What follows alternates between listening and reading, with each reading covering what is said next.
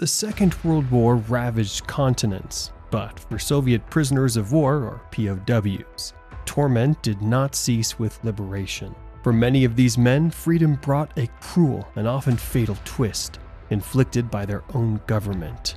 These men were considered traitors by the Soviet regime. After enduring the horrors of German concentration camps, they were tortured and killed in cold blood, sent to Gulags to work as slaves, and condemned as traitors. Welcome to Before Now. In today's video, we will reveal the bittersweet history of millions of people who were trapped in the wheels of war and dictatorship. The tragic story of these great men is a strong argument against war, and why it should never be waged at all.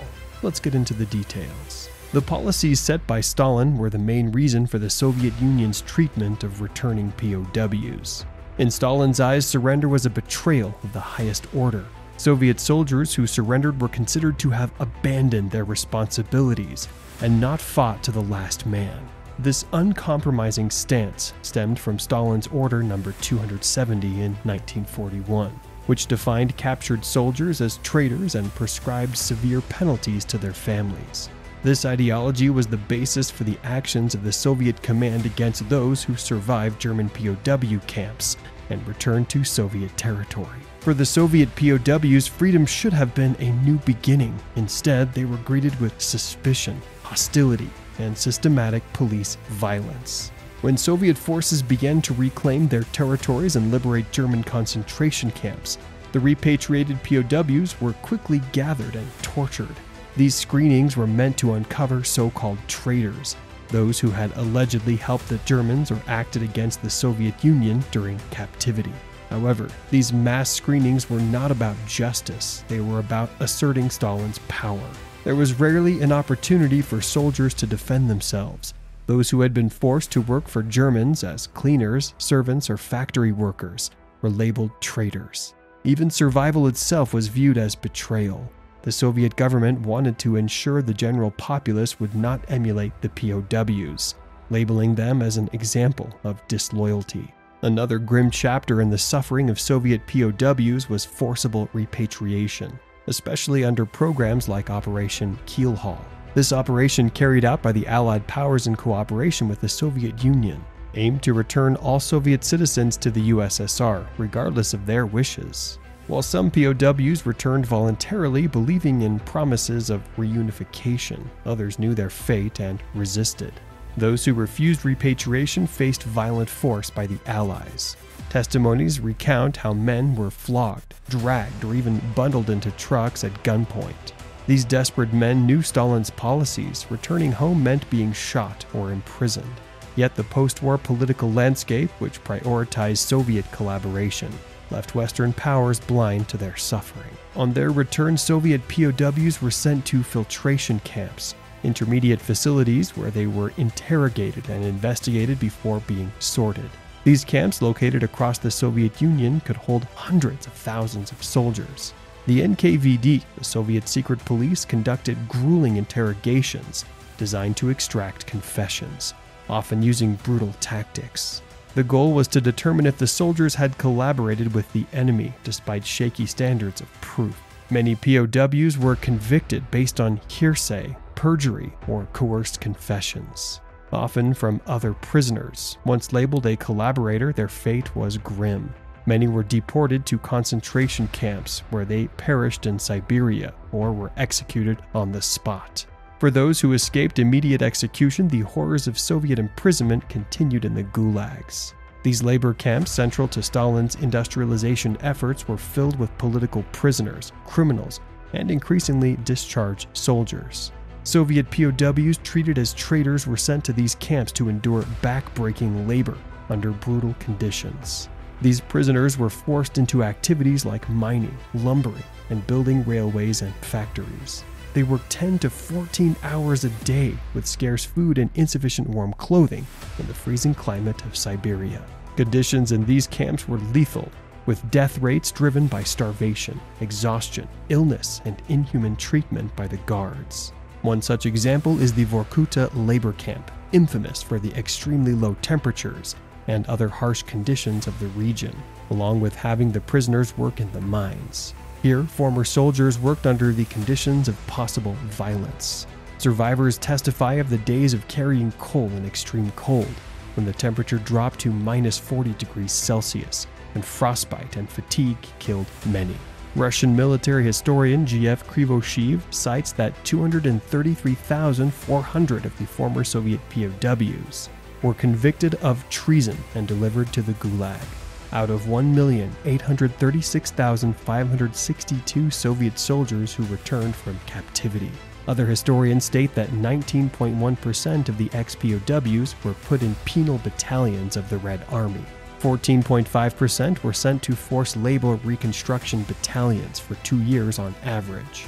And 360,000 people, or about 8%, were given 10 to 20 years in the Gulag.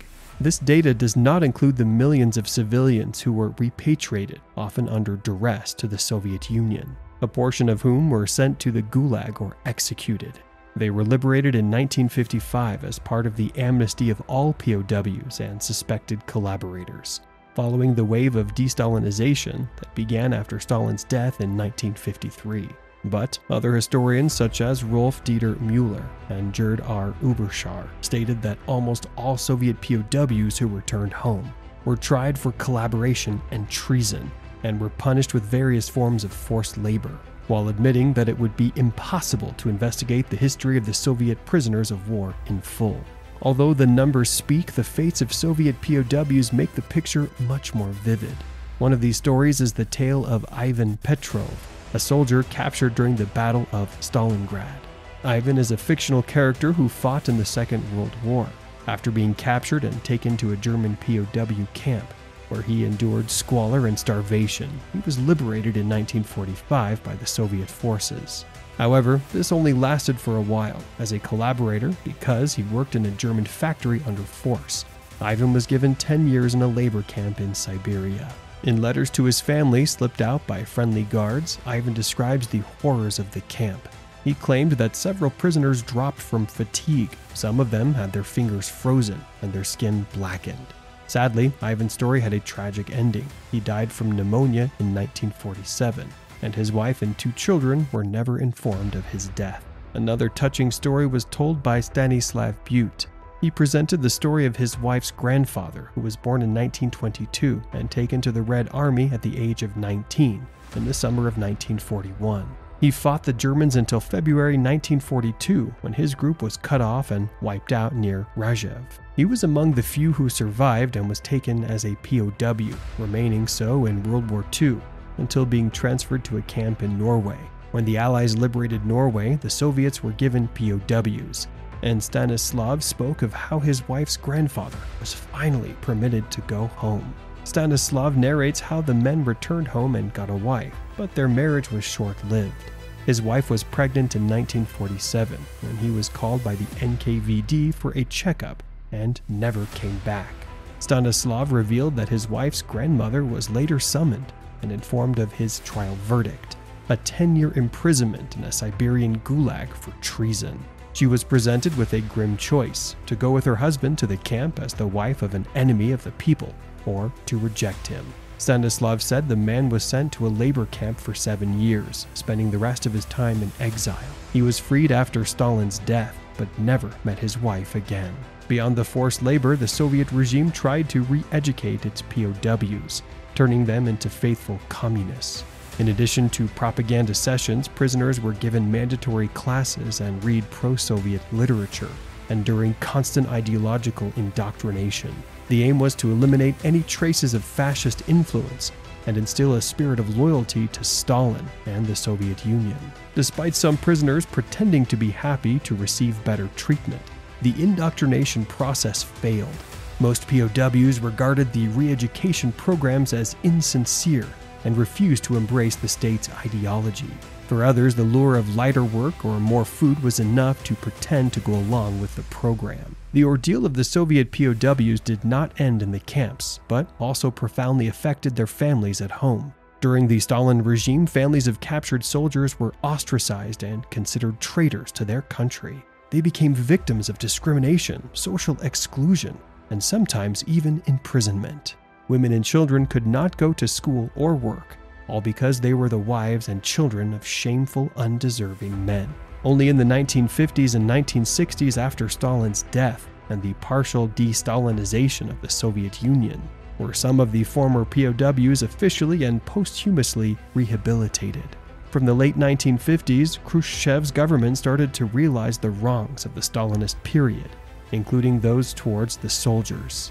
Some of the POWs were posthumously cleared, and the families were finally acknowledged for their ordeal. However, the ugliness of this period is still reflected in the physical and psychological scars left behind. To this day, debates over this dark period of Soviet history stir people's thoughts and feelings about personal and national loyalty and the price of obedience to the authorities. The experience of Soviet POWs after the Second World War is a sad and unfair one. Their suffering and the suffering of their families should be a constant reminder of the dangers of unfettered power. Do you know any stories of POWs who suffered similar fates? Let us know in the comments. And don't forget to like and subscribe to the channel for more videos from us. See you next time.